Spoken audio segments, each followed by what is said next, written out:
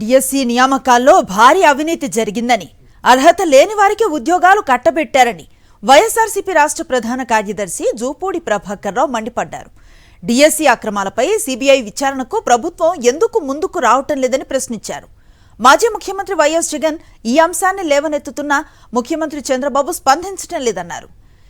Neat పరీక్ష leakage అంశం దేశవ్యాప్తంగా యువతను రోడ్డెక్కించిందని, అదే తరహాలో డిఎస్సి అక్రమాలపై రాష్ట్ర వ్యాప్తంగా వైఎస్ఆర్సీపీ ఉద్యమం ఉధృతం చేస్తుందన్నారు. ఈ నెల 28న విద్యార్థులు యువతతో కలిసి రాష్ట్ర వ్యాప్తంగా నిరసనలు చేపడతామని, అవసరమైతే ఇతర రాజకీయ పార్టీలను కూడా ఉద్యమంలో భాగస్వామ్యం చేస్తామన్నారు. అందుకే వైఎస్ఆర్ కాంగ్రెస్ పార్టీ ఇంకొక ఉద్యమానికి తెరదీస్తుంది. రేపు 28వ తేదీ నాడు రాష్ట్ర వ్యాప్తంగా విద్యార్థులతోటి యువజనులతోటి రాష్ట్ర వ్యాప్త ఉద్యమానికి వైఎస్ఆర్ కాంగ్రెస్ పార్టీ పిలుపునిస్తూ ఉన్నది.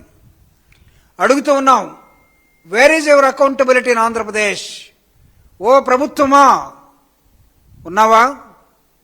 ఓ ప్రభుత్వ అధినేతలారా, ఢిల్లీ వెళ్ళాడు ముఖ్యమంత్రి, ప్రధానమంత్రితో కలిశాడు, దేనికో ఆహ్వానిస్తా ఉన్నాడు. కానీ ప్రధానమంత్రి ముఖ్యమంత్రిని అడిగాడట, నీట్ ఎగ్జామినేషన్ తోటి దేశమంతా విద్యార్థులు కదులుతున్నారు, మీ దగ్గర ఏదో జరిగిందటగా, డిఎస్సి ఎగ్జామినేషన్ మీ దగ్గర కదిలేరని. సమాధానం లేదట. ఏ క్యాహే వై, ఇలా అయితే ఎలా?